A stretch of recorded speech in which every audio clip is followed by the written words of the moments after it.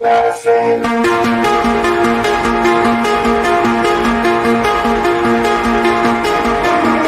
wanna feel you, you're dangerous, stay close to me.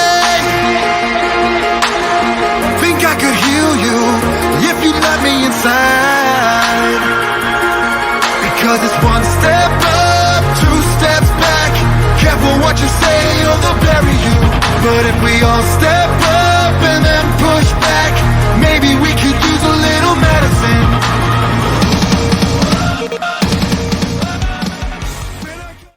All right, I'm just going to say it, Eric. That clip was way too short. That was awesome. I love that stuff. That is from a new record, which is called Medicine. The band is Lansdowne, and joining us right now are two of the guys from Lansdowne. It is Glenn and Shaun. Guys, how are you?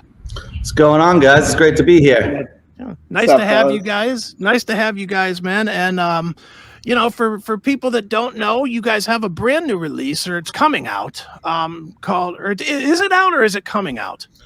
Medicine, the single is out now with Halo, another new one coming off the compilation, but AFM just packaged up a bunch of the singles that we've been putting out over the years with these two new tracks for a new album coming out. For a Europe release February 3rd, and a US release, I'd have to check the date real quick unless you know it off the top of your head, Glenn. I don't know it off the top of my head. Honestly, I don't. I should. I suck. But I know that was Zane Day, Glenn. Well, I will tell you guys this. I have it. It is fantastic. It's a great listen. March 10th is the U.S. release date for the physical. There we go. Very nice. Well, guys, for people that don't know what you guys, the kind of music that you guys make, I would call it more rock than metal, but certainly it's got some metal tinges to it. There's a little bit of, and this is what I like best about it. There's a little bit of a lot of flavors to it. There's a touch of industrial stuff mixed in there. There's a touch of straight up rock. There's some heaviness. There's some modern sound. I mean, you guys cover a lot of bases. So why don't we start there, man, and maybe give us a little history of you guys and specifically the influences of you guys that have led you to creating this amalgamation of sounds. Yeah. So, you know, I think just all of us have a ton of different influences. Like you said, you know, we love music.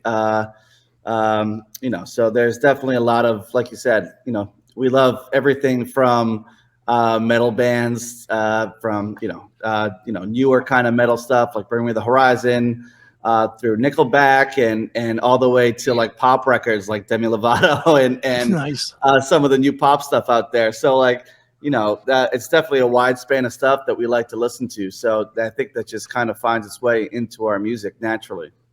Okay, excellent. Now, how do you guys, when you guys decide to put together songs? Well, start with songs. Let's start with some songwriting stuff. How do you do it? Is it a true group effort, or is there one of you that's kind of the leader that kind of dictates the music or the vocal, or where does it all start? With a riff, with a voice, with a thought? What? It happens in a few different ways. So like sometimes John will just have a voice memo that he's sung into his phone that'll shoot over to me, and I'll start kind of riffing around, and we'll start getting some of Glenn's thoughts in there. Or we just did actually Medicine is the result of us all taking a trip together as a band out to the Poconos just to kind of get away from everything, and we're just literally in the middle of nowhere in an awesome house that we set up in the living room, and we're just jamming for days. So, you know, there's really no like set way that it happens, but you know, a lot of times it'll just, you know, start with a riff or start with a lyric idea from John or a melody from John, and kind of just expand from there. But yeah, but Medicine was a cool one because we all just kind of were like, you know what, let's take a retreat. Let's go just do some writing. So that was a fun one to make, and how it came together as a band that way. Are you guys from Pennsylvania? Did you say you're from? No.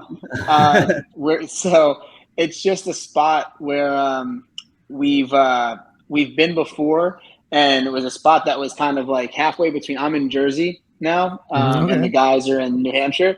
for the most part, and then John's in Boston still. So it's like you've got this kind of. Right. Usually, I'm the one that goes up, and it's easy, right? The drummer, he's going to go up, he's going to come, do his thing. I would love to meet the guys up there.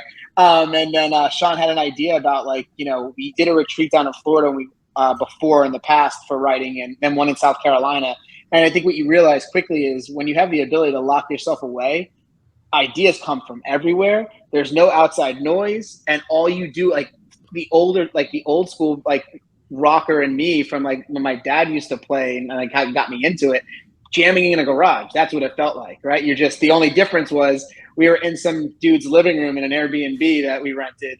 And, these guys are using fractals and plugged into a recording device, and I'm using an electronic drum kit so that way we don't disrupt the neighbors.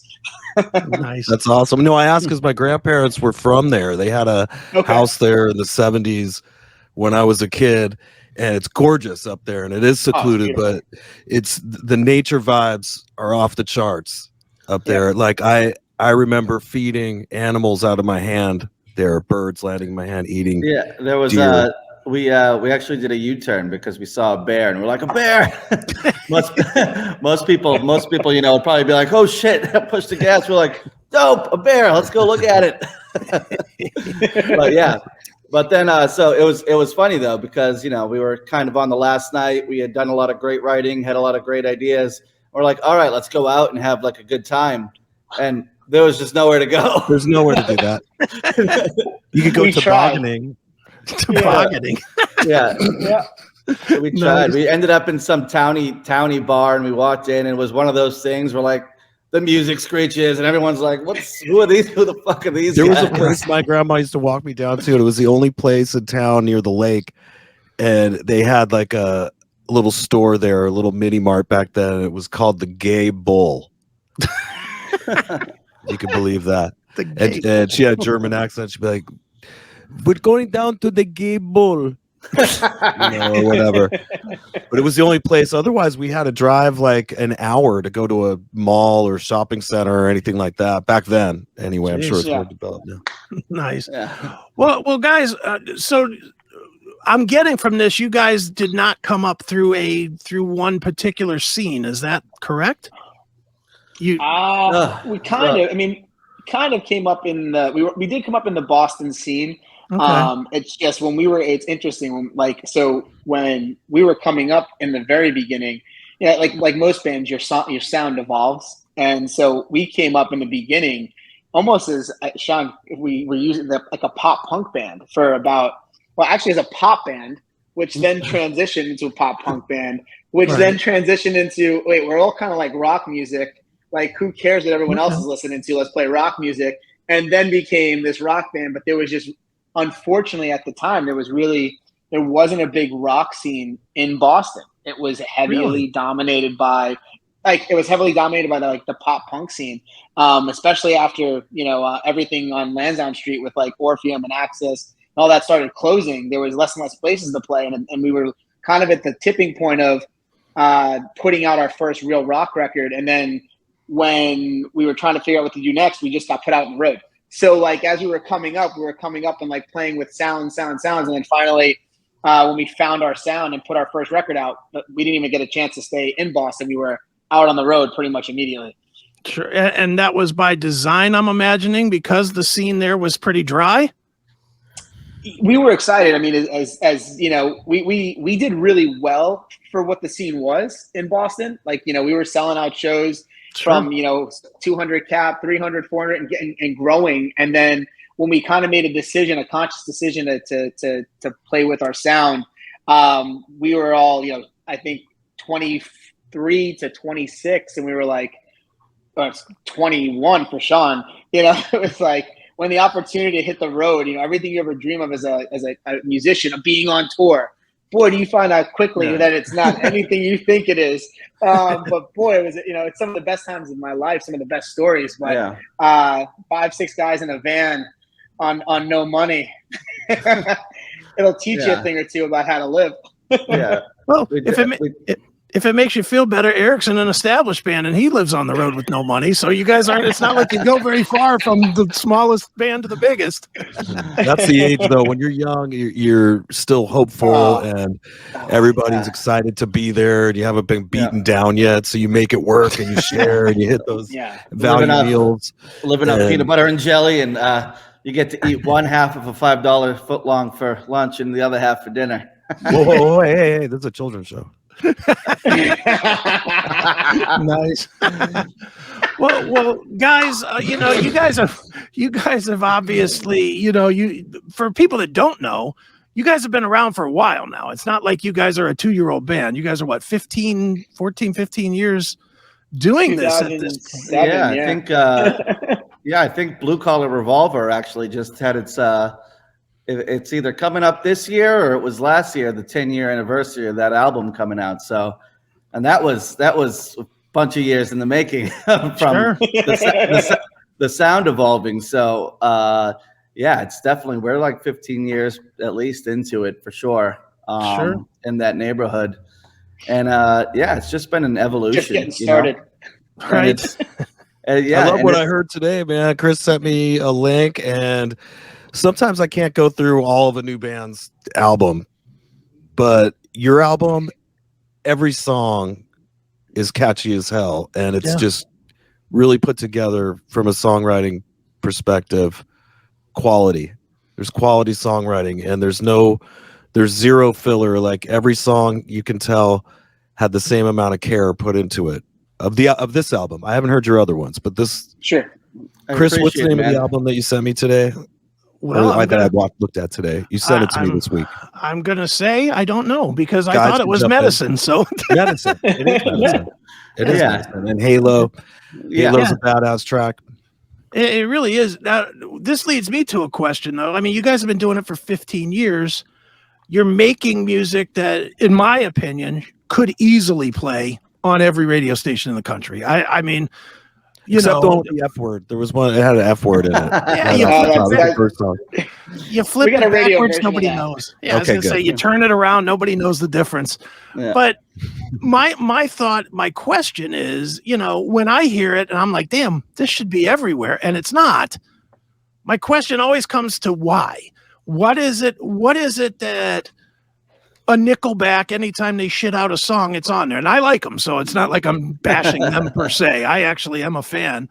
Yeah. But you know, a band like that, or you know, Papa Roach, or you know, any of these bands, what is it about them that gets the radio stations to just promote it like crazy? And because it's not the music. Because if it was the music, then you guys would be getting, you know, 400 spins an hour across the country. And I never understand where the separation is between a band that is getting the play and a band that should be getting the play but isn't. Well, we appreciate that, first and foremost. It really means a lot. You know, I think it's right now the thing that has been, you know, where the label is at, because we just recently signed with the label this past May. We were, you know, independent for the last for the last 14 or 15, whatever years it is in. And it was funny that we were just like, you know, we're just going to have fun with it. You know, we all have families and companies and stuff that we started. We were just in a position where like, you know, we're going to have fun when stuff comes up. We'll push it out and we'll go play a show, or we'll, you know, when we want to write a song and put it out, we'll put it out. And then the label just shows up, you know. It's like, where were you guys when we were beating our ass to get on the road 10 years ago? But, you know, it kind of re-sparked everything for us. And I think what the label's approach is right now is just, you know, they want to let everyone know that we're back, that this just isn't like a flash in the pan. It's not just we're going to put out a single and disappear again for a year. We're back for real. We're going hard at it again. So I think, you know, once you know, that's established in the community, people will start to you know, we'll start to get those spins and stuff again, because we were on Octane, and back in the day we were getting you know, full terrestrial radio back in the day as well. So I think it's just, you know, either with Halo or this next coming single, we'll start to see those relationships get pushed by the label. for getting us back into rotation there.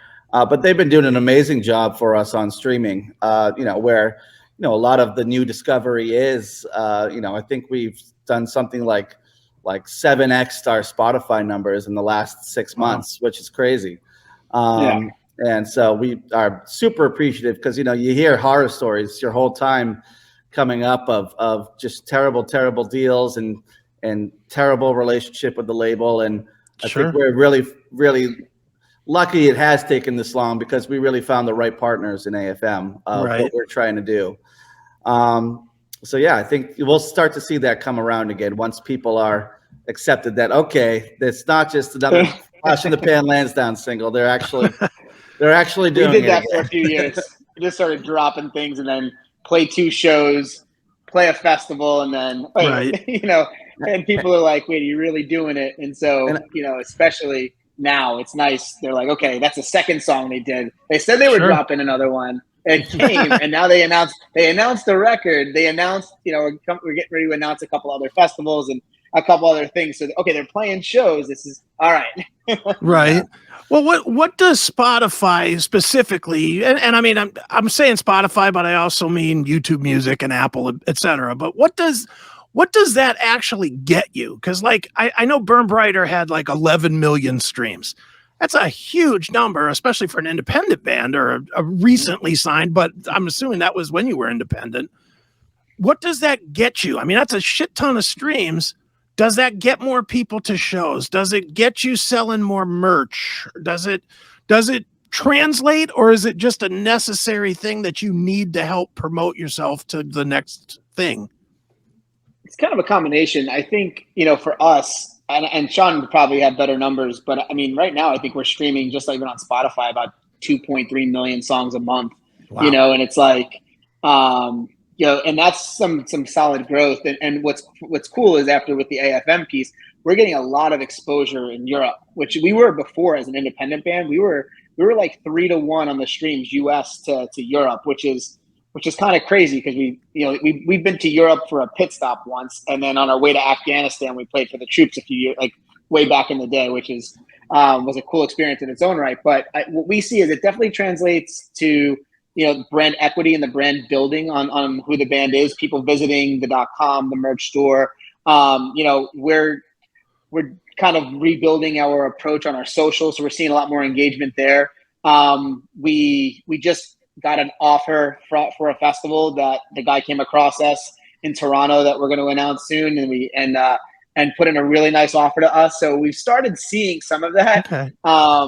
But and it's always one of those things you try to determine because there's other bands that are on the radio, to your point, that aren't streaming a fraction of what we are, and so it's interesting that what the impact radio has sometimes, and what the impact when you start to build a little bit of a following online, how that can snowball. Are you guys able to do festivals say out of the country, or you have to be just basically on the East Coast because of how expensive flights are? What shows can you take and not take right now for 2023? Yeah. So right now it's pretty. Go ahead, John.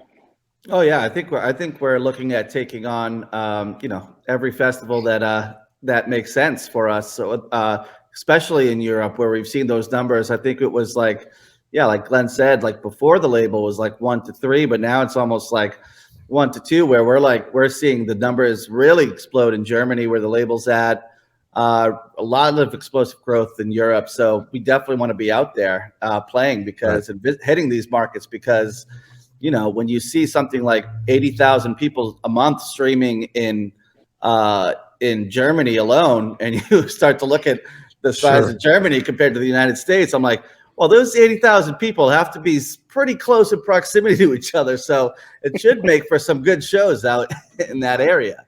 And I think part of it is we are lucky enough to have some tour support built into the deal with AFM. That's good. So that, while we're still, getting those guarantees higher, we are able to go and take some swings in Europe and be financially supported to be able to go do that, which is nice. Do you guys book shows yourselves too, or do you have an agent now, or how does it work? Would you book? Right now, it's Shaun and I. You know, we were in the beginning. We were represented by big agent. You know, we had big management in the very beginning, and you know, the big booking agent and all of that was pretty cool. So I think we kind of became students. You know, Shaun and I work heavily in music with the companies that we own. So like we're in this every day, doing it for other labels and artists in different ways. So it's like, it's interesting when you start applying it to yourself. So right now we book everything ourselves and with our relationships, and we just started picking up conversations on the management front and the booking agent front, trying to suss out what makes sense. Because to your point, at the end of the day, we see this, we're at this point in our career, it's a business, right? So if we go to Europe, we'll take whatever shows make sense to build the brand, because we're not reliant. It's a marketing expense. We're not reliant on the guarantee as much, because we can all work from the road. Like all of our companies are digital. So that was like a huge step in why we jumped back into this. Shaun can produce music and we can work on creative, and John can do what he does. And the guys, we've really put together a plan that allows us, now not to say we're going to go back on necessarily on the road for 200 days a year, like back in the day, which was a different type of touring. But, you know, the idea of being able to go to Europe for 3-4 weeks at a time, you know, in a year, up and down the coast, you know, playing and being away for 6 to 8 weeks at a time, or 6 to 8 weeks for a year, is a good amount of shows, we think, to kind of kick it back into gear. You know, right on. How often you got to get back to Bozeman, Montana, or, you know, you try to figure that out. And listen, we've been, and it's awesome, but you start to realize that with being able to touch people digitally, like with something, even just like with your show, Chris, it's like people have so much more access to a band now than they ever did before. Right. Certainly. The time is now. Yeah, that's right. Well, I want to backtrack a little bit, because you mentioned that you did the troop thing, and I'm old as hell. I'll just admit it. I'm 54, and when I was in the service, I was stationed in Korea, and bands came over to Korea, and I cannot tell you how much we loved that shit. I mean, more than any, and I mean, it didn't even have to be bands that we were into. Like, I remember, and again, this was 30 whatever years ago at this point, but I can remember Foghat coming over there, and it was like the Beatles, you know, because we were seeing Foghat, you know, and it was like a legitimate band, and, you know, and it was just fun. And even unestablished bands that came over there, we would, if we could get the leave time, we would take a day or two leave to travel around to the different bases, because it was like American culture brought to us, which is, you know, you guys went to Afghanistan and those places. I'm sure the troops could not have been happier to see you. Talk a little bit about that experience, because, you know, I know it because I did it. It is not like when you go to a show, even if it's, you know, a place you've never played before, or even if it's like a CD release, the excitement level is way off the charts compared to a normal show. No? Oh, for sure. Was next level. It was, and first and foremost, thank you for your service, man. We really appreciate it. We really support the troops, appreciate everything. And it was crazy. It was, like you said, you know, we're bringing a taste of home that they haven't had in a while. And, you know, you're getting these big burly guys coming up to you kind of with tears and saying, thank you for, you know, bringing me a little bit of home. And we're like, no, thank you for being here. So it was definitely, you know, one of the most special experiences, I think, in our touring career, being able to go do that.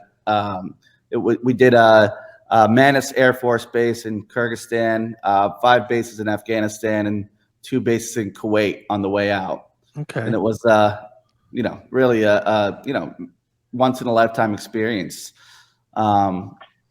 Did you see any of those spiders in Afghanistan that I've seen on, like, camel spiders? Yeah, they look like the thing from Alien, the face hugger. Luckily, they did have the posters everywhere of, you know, don't look inside your shoes before you put them on, like, you know, all kinds of stuff, that creepy crawlers out there that you got to watch out for. But yeah, luckily, I don't think we any of us personally ran into any. Good. But yeah, it was an amazing experience, really. Sure, no question. You guys. Yeah, no, it's very, and again, I cannot stress enough, not necessarily you guys, because you guys get it, but anybody that's watching or listening, it's a different environment. I mean, I've been to shows everywhere. I've been to back in the old days to Castle Donington and saw, 100,000 people. And I've been to big festivals here in the States, and I've seen shows at the Big Egg in Japan and stuff. I mean, I've been to a lot of different places. He's seen fire and he's seen rain. That's right. I have. And I can tell you for a fact that those shows feel, I don't even know how to put it. It's just because you're so isolated from your life when you're stationed overseas. Yeah, you can call, and yes, you can FaceTime or whatever now, but it's not the same. And when you get a taste of home, that's a real taste of home, the kind of shit that you would do, before you canceled your Sirius XM subscription and went overseas. I mean, when you can do that, you can see live music and you can experience what you're missing. That fills a hole, and bravo to you guys, man, because it's not easy to do it either. I mean, you guys going to Afghanistan? Fuck that. Yeah, and everyone's armed, and I will say, like, quick story, like one of the coolest experiences. We played a bass in Afghanistan, and we played. To your point, you play everywhere, right? We played in the cafeteria, and this cafeteria was slammed. And I remember watching these three guys in the front as we're playing. And they were just like stone cold. Like, you weren't like, why? Like, are they enjoying it? Aren't they? You weren't sure. They were kind of moving their head. We finished. They came up to us and they were like, guys, this was one of the coolest fucking things I've ever seen. Come with us. And we're like, come with you. And he's like, yeah. So we're like, okay. So they were like, we left all our stuff in this cafeteria. They got us into Humvees. They drove us right off of, like, now we're driving off a base. We come out the gates. It's pitch black. You can't see anything. And we pull up to what looks like this little like house in the middle of the desert. And we come in, and the only best way I could describe it is it was like a fraternity house. Now, you're at this point where Shaun's 22, I'm 24, 25. I didn't even think I was 21 yet. 20, yeah. Yeah. We were young, but what you realize is these are guys that are the same age as you, just about, a couple years younger or older both ways. And they bring us in, and it's all of these like SEALs in this house together. And I tell this story because Shaun, me, and our bass player wound up getting mohawks. We shaved our heads with a bunch of the guys, shaved our heads in the house. And we hung out with these guys, and they were telling us stories. That's what happened to me. We have photos just like that. And we hung with them for the night, and it was, I would say, one of the top 5 experiences of my life. And that night, hanging with these guys, hearing their stories, bonding over these little canned Heinekens that they got from a local market, and you're just like, I don't know if we could talk about those. We might get them in trouble. I think they smuggled them over the border of Pakistan. Chop your hand off for that shit. Very nice. Well, guys, you got the current single that is out there is Halo, I believe, right? That is the most current one. And you got this kick-ass video for it as well as a kick-ass song. I'm gonna put a little bit of the video up that people can see it, but why don't you guys tell us a little bit about the song and specifically about the video shoot, because it's cool as hell, man. Hell yeah. I don't have the sound, so you guys can talk right through it. So the first thing is, right when we kind of got the idea of a model with angel wings, one of my good friends is Sarah Millette. She goes by Sarah Banff. She's the model in the video, and I was like, how cool would it be to see just like that, an angel that's just she has, head to toe body tattoos. Sure. That, she was just the first person we thought of for the video, which, she makes the video for sure. And also it was one we shot in-house with our production teams, Glenn, Mungo Creative, producing it, and at Red 13 Creative, that's my company as well, with our director, Jim Foster. He just crushes it every time. He's done stuff with, everyone from Godsmack to Avatar to From Ashes to New. So it was great to be able to work in-house and create, an awesome product with Jim. And the song was just, it was actually just kind of one of the sleepers that that we had a demo of it. And, I was like, I don't know if this is really one of the leading ones.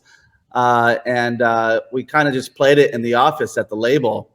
And the head of the label, Nils, was immediately like, oh, this riff is He's like, I just love the riff. Yeah. And we kind of went back in and reworked some of the song because the riff didn't really come in until like probably like 2 minutes originally into the song. And he's like, this riff is the song. Guys got to figure it out how to make this riff come in more. So we kind of went back in, John and I and Glenn, and retooled the song, and kind of Halo was born. And a message that I think a lot of us can get behind is, when you lose someone, whether that's to, just, losing someone in a relationship or really losing someone in terms of, someone close to you dying, kind of wondering about the aftermath of that. Like, even on a relationship level, you're with someone for 10 years and then all of a sudden they're a stranger, you know what I mean? Or when you lose someone really close, you start to go through that existential feeling of, where, can they still feel me? Can I still feel them? Where do they go? And I think that was kind of something that, that touched us all in a way, that, we've all been through things as a band and personally. So it was a really, great song for us to be able to come together on and put out. Sure. I find it a great meaning behind it. I find it amazingly interesting that you weren't sure on this one, because this song is like, to me, is the home run. It's like the home run of the whole record, man. It is just right from the beginning, that da-na-na-na-na-na-na, it's like totally like in your head, and it stays in your head. It's like bubble gum to hair. It really just, you can tell it's good, not even hearing the music. Yeah. It's like, the video. No, the video is amazing though. It is. I mean, great choice for the lead female there, without a doubt. Yeah, in the anyone that wants to go kind of check out the rest of her modeling stuff, she's amazing. I think there's a link for her in our YouTube, or in the 8FM YouTube description for the video. And also Amanda Marie, who did the makeup, she just does such a killer job as well. Amanda is actually the robot model in the first video. In medicine. Okay. In medicine. You should have her in every one doing something different. Yeah. Hell yeah. So Amanda, so she blew our fucking minds because we created that single artwork digitally, and then she comes out of the bathroom because we didn't have any idea what we were shooting when we went for the video. This one was with Ben Prue, who did our one-shot video. Okay. And we were like, we're just gonna go and we're gonna shoot a video today. We have no fucking. She comes out of the bathroom, fucking looking exactly like the single cover, and I'm like, what the fuck? Insane. How did you do that? Right. My band tried to do a similar thing, but it did not come out that good, as you can see here. Not quite as good. Our bass player looks so fat and weird and pink. Nice. Well, guys, I know Glenn heard this one before because he was waiting in the green room. Shaun, you didn't hear this, but we were talking at the beginning a little bit about how you guys have been licensed, have licensed your music to products, which obviously for business is a great thing. But what we were trying to figure out is, what does that do for a band specifically? And this, like we were saying before, if you're Led Zeppelin doing Cadillacs, okay, everybody knows Cadillac, everybody knows Led Zeppelin. It's not a big jump to associate, rock and roll from Led Zeppelin with a car or whatever. What does it do for a younger band that has not been hugely established? And I'll just give you one example. I know GMC right now is doing something with Rival Sons, and I know Rival Sons, but I know most people do not know them to where they'll hear a song and they'll be like, that's kind of cool, but they lose it after a minute. Does product placement help you, and if so, in what way? Your pocket. And absolutely on the exposure front too, like the right sync with the right commercial that's going wide like that with the Rival Sons thing, like you mentioned. I can think back to that can really break a song that then breaks a band. I know one of my close friends Zach Barnett that I went to college with. He's the singer of American Authors. Okay. I think it was a Lowe's commercial that picked up their, they were doing pretty well, getting good steam, and a Lowe's commercial picked them up. And I think it was the song, gonna make a bad day of my life. Right. And I think it was the one right before that one. But they blew up, like, just from that sync to then, using the sync to influence radio, to then influence touring. And it just really exploded their career. And I think another one was like, I forget which car commercial it was, but that song by Fun that's what really blew them up. So, none of ours have quite done that for us.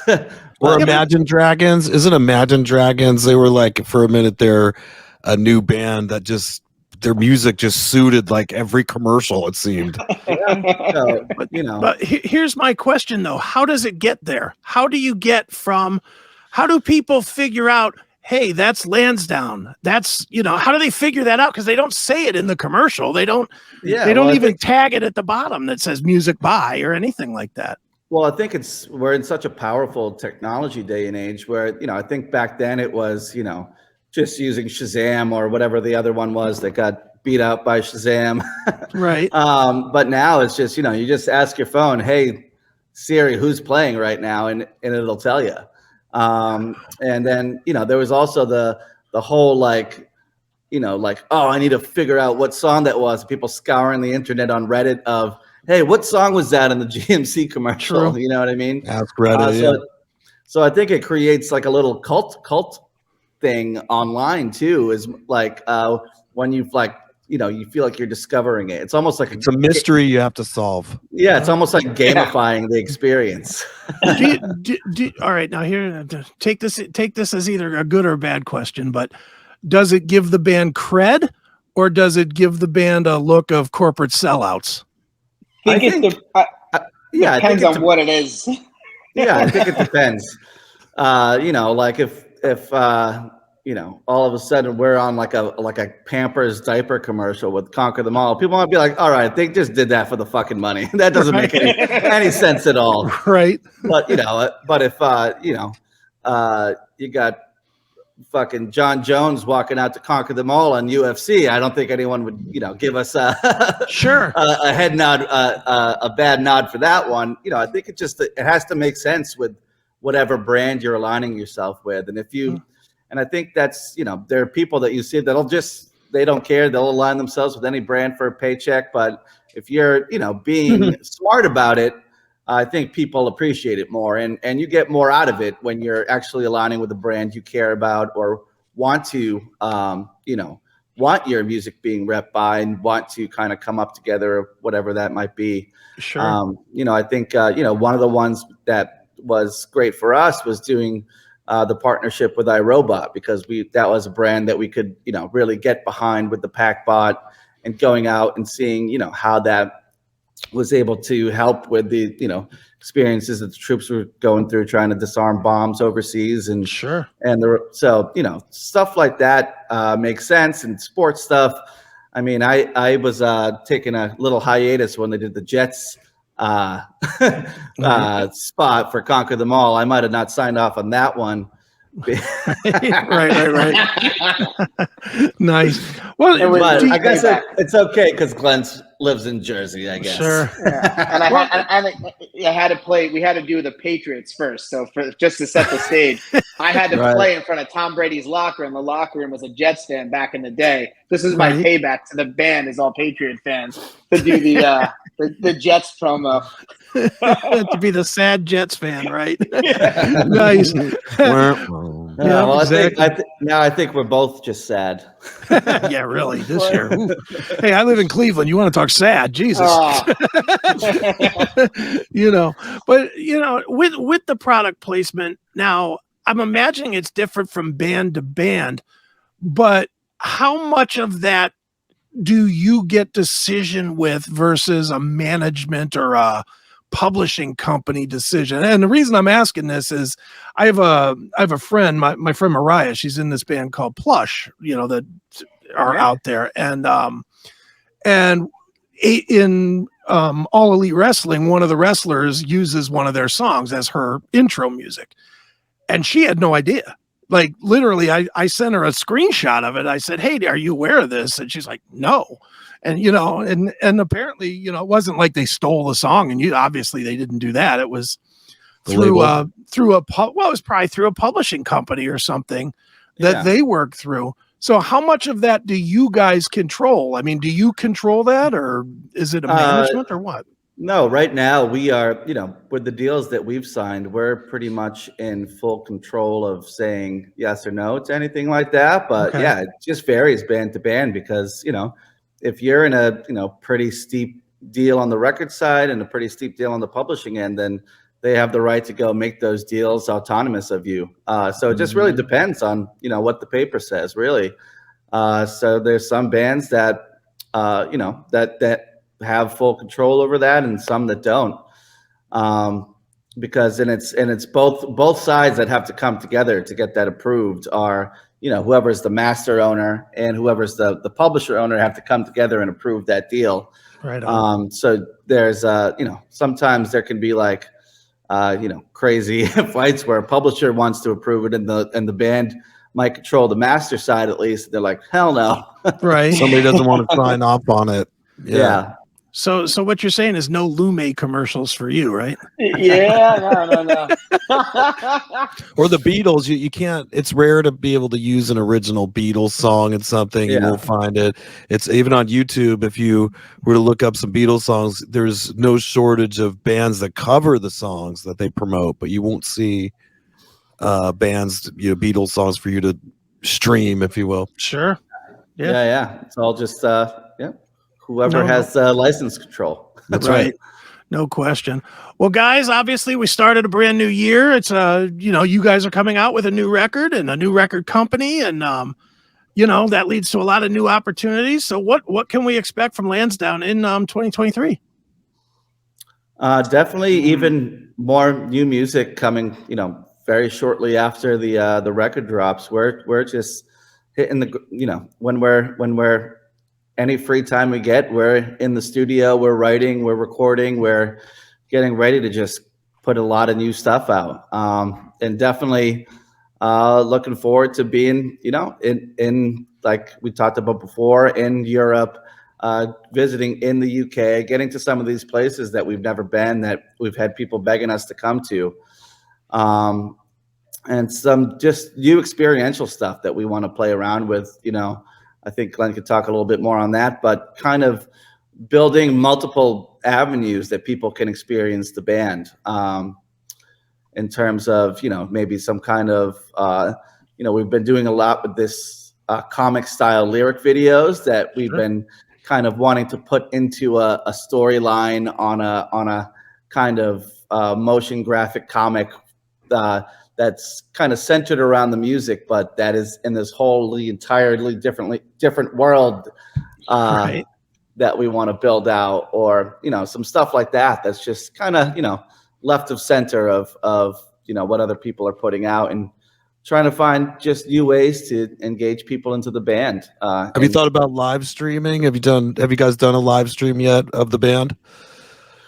No, not yet. We've talked about it, and it's something that we were kind of thinking about doing, like, especially obviously a lot of people during COVID, right? It was trying to figure that out. And, I think it's going to be something that we're going to do more of, especially one of the biggest perks is, our producer is Shaun. So, when it comes to music, I mean, Shaun's in the studio, you can kind of see behind him. Sure. Like, that's one of the nice relations with AFM between both everything we do. We create all our own music, we record all our own music, we do all our own music videos, all our own content, all our own everything we create. So we're self-sufficient in that sense between the companies that we own. And I think to Shaun's point, we built a pretty rad game for Ice Nine Kills and our buddy Spencer that dropped over the holidays. We're talking about building a game for the band and just creating unique ways for fans to do things that they normally wouldn't get a chance to do, because it's an expense, right? It's a marketing expense. That marketing expense comes out of your pocket as an artist. For us, we've got the ability to control those costs. So by you make $1 million videos, yourselves. I mean, it looked that good. That was as good as any Godsmack video quality or anything like that. Yeah, and if we told you the price, you'd be like, all right, we're on to something. And that's kind of the idea, because we can take that savings and put it into ways in which, you have hard costs that you can't get around. You can get around, like you can't get around radio, right? You can't get around what it might cost to get to Europe. You can't get around some of those things, but you can get around making a $50,000 music video for $5,000. You can do that, So, and that's kind of one of the things we wanted to make sure we could do. If you could put more and more content out, put more and more music out, then it's, then you're constantly giving people new ways to interact, and it's hard to get bored of something versus dropping a record and you've got 12 songs. If you don't get to all 12 of those songs, you're wasting music, right? In a lot of ways. Right. So we've been dropping song after song and then repackaging. And so to hear you guys say, you really dig the record and dig the songs, that thought process that goes into picking them, it's making sure they get enough room to breathe and be their own thing. Right. Does radio still matter? I think it does, and I think everything matters in its own way when it's all fulfilling one piece of the puzzle. You know what I mean? So I think definitely doesn't matter as much as it used to. I don't think so at all. But I think it is definitely a piece of the puzzle that helps to move the needle that extra mile. You know what I mean? So sure. If you're doing well at streaming and you're doing well at on your merch and you're touring and you're looking to get that extra bit of love, then absolutely. And I think more so in there's markets where it matters more than others because of the station's ability to adapt over time. There's some, it's sad for our genre that there are some rock stations that they never ventured away from Aerosmith and Zeppelin, and they just stayed there, and they like, oh, that new stuff is trash, I'm never playing that. And those are the stations that are closing, and that's why there's no rock stations in that market. Boston's one of them. Cleveland's another. Cleveland doesn't have an active rock station. Every single rock station in Boston went down because they wouldn't play new music. Yeah. And the places that do, like WJJO and the Banana and these places, they have those. Getting those stations makes big impacts in those areas because they moved with their listener base. They moved with the music of the times, and they've kept kept a loyal fan base of the stations. So I think in different markets, radio can absolutely make a big deal.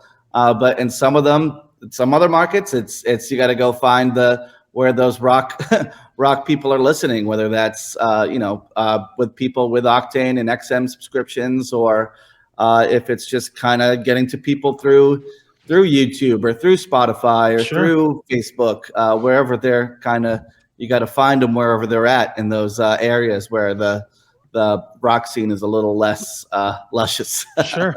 All right, let's play this out. Let's play the game. I'm going to give you guys right now $10,000. You can use it all in one place, split it into two, or break it into three. But it would break it into three. Well, you break it into three, but if you break it into two, you got to leave something off. And here's your three options. You can make another video for YouTube.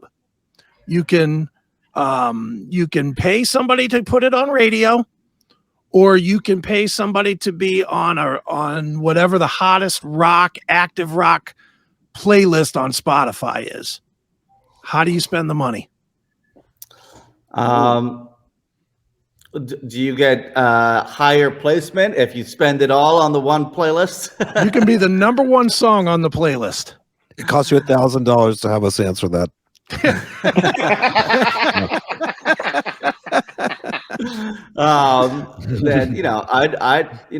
I think for us, we're probably splitting it in two because our main drivers for us are actually Spotify and YouTube. That's where our kind of our fans are. So, I think it's put the money where it works. Now, if we had a surplus, I think that's when we start looking at okay, how do we now move the needle even more with something that we're not focused on, and start building that out. I mean, if you look at where our numbers have come from, the things that have sustained us, where people stayed with us. You know, radio didn't stay with us, but our Spotify listeners and our YouTube subscribers stayed with us. So I think we'd put it there. All right. Makes sense. Well, guys, as we've been talking, you guys have a brand new release coming out in March, or in February if you are listening in Europe, which actually somebody hit me up and said they were. So, you know, so they'll get it a little earlier than we will. But new release from the band Lansdowne. And guys, why don't you tell everybody where they can go to buy the record, pre-sales, buy shirts, keep up with you guys, promote your businesses as well, so in case people are looking for videos or games or, you know, all that stuff. Yeah, I think, you know, driving everybody to the .com, lansdownemusic.com, you know, that's the easiest way to kind of get access to everything. You know, you get access to our socials, you get access to videos, music, new content as we drop it.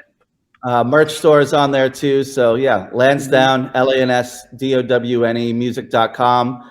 You could get to all of our socials and streaming platforms from there. You know, feel free to check out red13studios.com as well as red13creative.com, Red 13 Studios and Red 13 Creative for music or video production, as well as is it just the Mungo made domain now?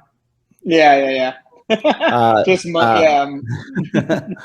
mungomade.com as well. Mongo like MUNGO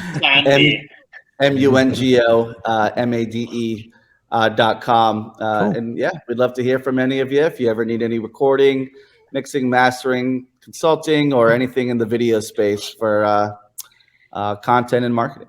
Very good.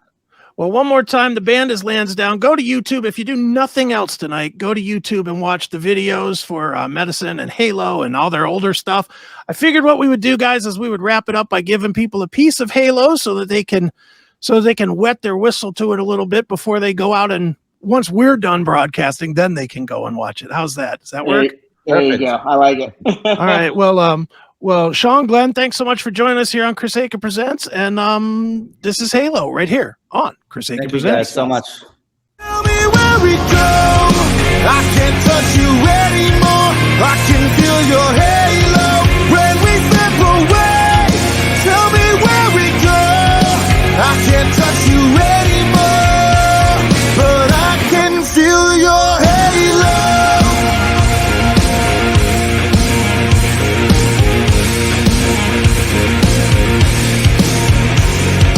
I can't touch you anymore.